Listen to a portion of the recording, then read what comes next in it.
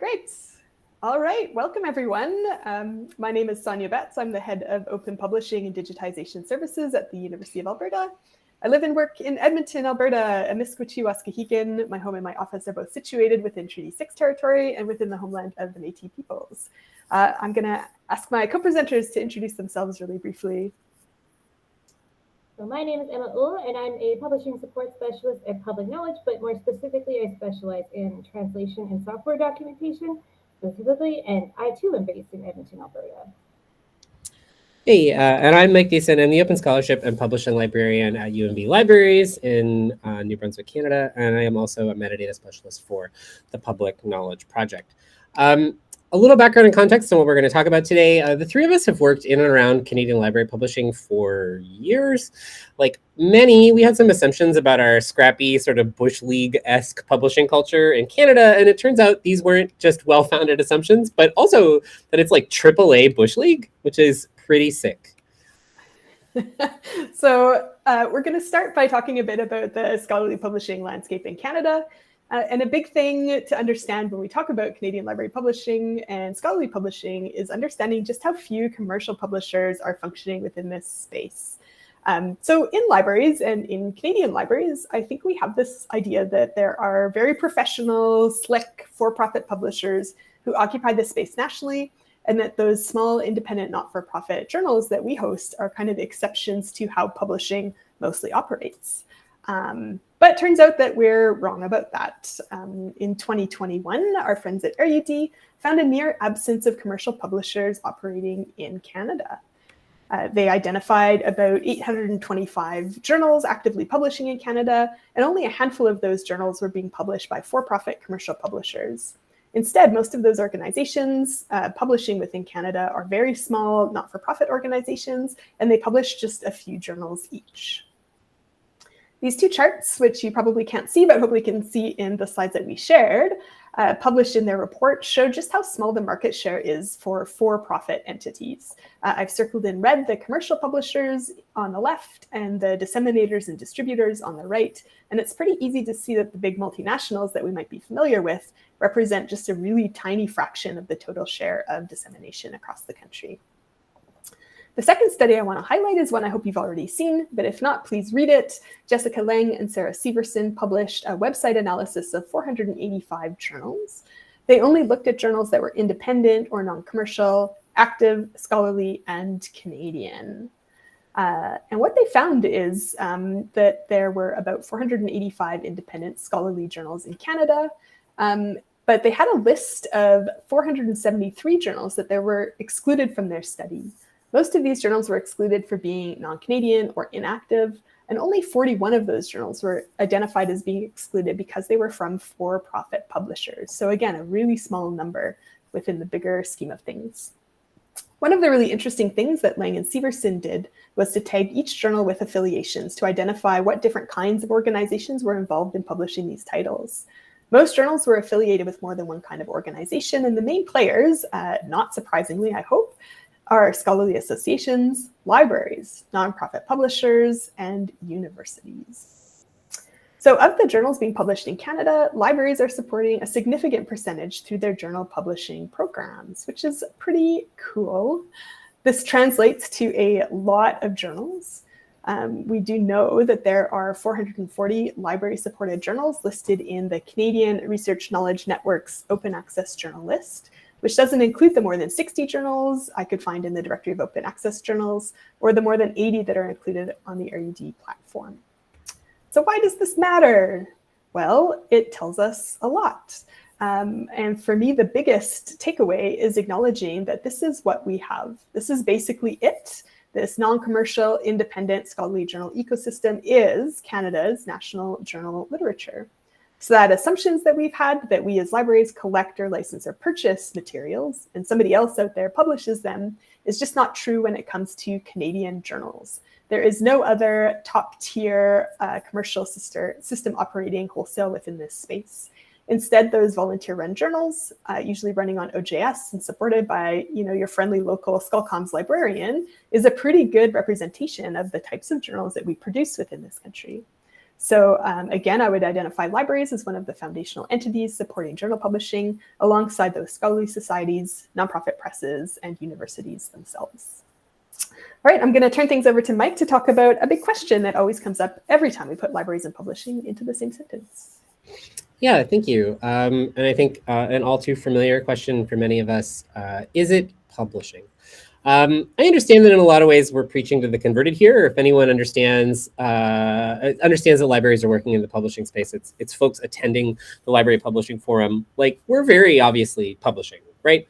Or at minimum, we're not publishing. But even with the volume of journals Canadian libraries are supporting, the question doesn't really appear any less. And we're just as apprehensive as others are when it comes to downplaying the relevance and impact of our own work. So we're going to take a second, we're going to beat the dead horse, and then we'll move on to data. So within this domain of work, of course, there's always this underlying question about what publishing actually means and whether libraries are doing publishing at all, or what we do in this space counts. And the other question is, what if we're merely hosting? It's kind of a hedge, right? Like, if we're not publishing, well, at least we're hosting journals. Jacqueline White Appleby, Jeanette Hatherell, Andrea Kosovic, and Karen Meyer-Klein published this pretty killer article in 2018 called What's in a Name? Exploring Identity in the Field of Library Journal Publishing, where they examine some justifications around whether a program calls itself a publisher or a host, which is probably something that means a little less than we think it might. It's this article here. Their work tells us that these labels have a lot less to do with clear-cut definitions of what a publisher is and does, and instead it seems more like an elaborate, inconsistent, and sort of apologetic, QO Canada in the background, construction of individual perceptions of what publishers might do. And maybe this sounds familiar.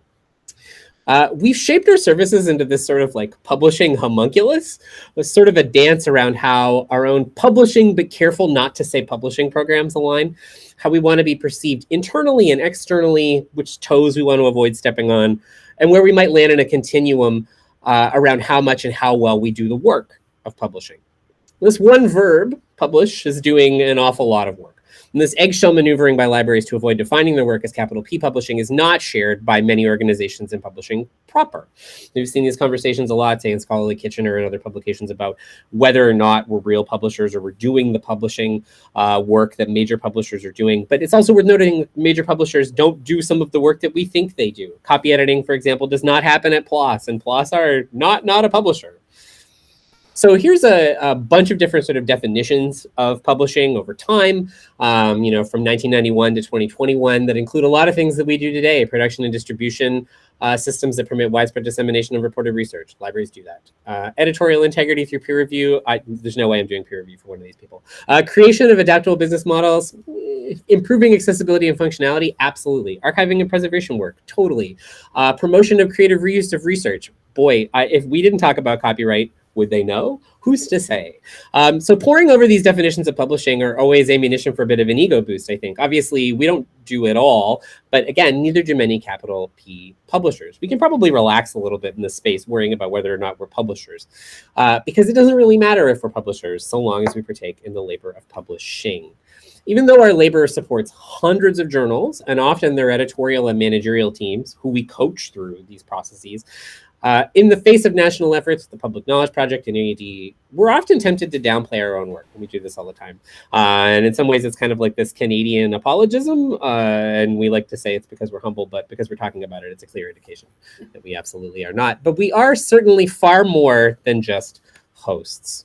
And with that, I'm going to hand things over to Emma to talk about our project and data. Right, so as we've seen, libraries do very much matter to Canada's journal publishing ecosystem. And to better understand the services they are providing, the role that they occupy, and their relationship to other stakeholders and supporting entities within the space, Sonya, Betz, Mike, Nason, and myself are undertaking some research. So we created a survey that focused on understanding the scope of library publishing programs. There's little data available about these programs out there right now. Only 13 Canadian libraries are listed in the 2022 Library Publishing Directory, with limited information on their services, but we know that there's a whole lot more. So as a result of our survey, we've gone from a little data to a bit more data, and we're really excited to show you what we got. So we identified 42 publishing and hosting libraries and sent them a questionnaire, and our responses were collected throughout the months of September and October in 2022. Canada's had library publishing programs from at least as early as 2001, and as you can see, we've seen steady growth over time with new programs spring up every year or two. And our oldest programs are old enough to buy beer in every Canadian province. Maybe not surprisingly, most of the programs in Canada consider themselves well established by now. And I think we'll be able to see the maturity of these programs reflected in the wide range of services that they offer. So how many journals are being supported by these libraries? In total, 801. So this number includes scholarly journals, student journals, CSER inactive or archive publications, as well as others, which often refers to things like conference proceedings or course journals. So the size of these programs ranges from anywhere from 1 to 78 publications, with an average of just under 23 journals per library. And 25 out of the 35 programs have multilingual offerings, mostly focused around English and French, as you might expect from the Canadian context. So just over half of the journals that we're supporting are active scholarly publications, which is, say, peer-reviewed journals. And of these active scholarly journals, more than 80% are operating with the Diamond open access model, so they're free to read and free to publish. None of the institutions reported hosting open access journals with an APC model, but 2 publications were a mix of subscription and OA content. And when we look at the access model for all journals, including the student publications, we'll see that more than 90% are free to read and free to publish with the Diamond OA model. So what services are being offered to these journals? We asked our participants about the availability of 40 different publishing activities within their programs, broadly categorized under infrastructure services, training and support services, indexing and discovery services, editorial and administrative services, and last, marketing, sales, and distribution services. So the majority of the most commonly offered services, which is to say that those that were offered by more than 20 libraries, fell under infrastructure, training and support, and indexing and discovery services. So every library offered a submission and peer review management platform, and every institution but one offered publishing software to distribute the published articles. Other services offered by the large majority of institutions included training and support in the use of a publishing platform, DOI assignment and registration, support for inclusion in discovery and indexing services. This is for stuff like the Directory of Open Access Journals, Scopus, Web of Science, guidance and training for editors in establishing new journals, training and support in copyright and licensing issues, repository services. So this is access to your institutional repositories, data repositories, audiovisual media repositories, whatever you might need to host the files that are available for your publication. So digital preservation was another service that's commonly offered. And finally, training and support in publishing practices and workflows. So conversely, most of the least common services fell into the categories of editorial and administrative services and marketing, sales, and distribution. So nobody was offering sales or printing and mailing services. Single institutions were offering XML publishing and typesetting, budget preparation, graphic design, data visualization, and just a handful were providing things like plagiarism detection, online distribution to subscribers, or subscription management and renewals. So amazingly, despite the maturity of many of these programs, services for just over half of these programs often fall in the domain of a single staff member. And more incredibly still, that single staff person often provides these publishing services as just a fragment of their job. So the number of FTEs allocated range from 0.1 to 4, which is a very large outlier. So on average, there's 0.9, which is less than 1 full FTE that is allocated to these programs, with most programs having 0.5 or fewer FTEs. So that was a whirlwind tour of our data, and now I'm going to bounce things back to Sonya. Hey, thanks, Emma. So coming back to why this matters for a second. So again, we know that library publishers in Canada are having a significant impact on Canadian scholarly publishing. Although we have a familiar community of practice and a relatively small set of practitioners, we're involved in a really big way in the dissemination of Canadian research. But that familiarity and friendliness and sort of small community does not necessarily translate into cooperation. But what if it did? Think of how powerful a distributed network of services and expertise could be if we acted collectively and strategically to support our national literature. So I'm just going to make a really brief plug for a new community that, well, it's not that new, less than a year old now, which is the LPC Canadian Community Development Working Group. This group was established by a group of Canadian LPC members to consult with Canadian practitioners and organizations working in library publishing in Canada and develop recommendations for supporting and strengthening our Canadian community. We're working on wrapping up our work in the next month or two and are really looking forward to sharing our recommendations, both with our Canadian community and with the rest of you. All right, I think that's all that we have time for. Thanks very much, everyone. If you have any questions, we'd be happy to answer them in the Q&A.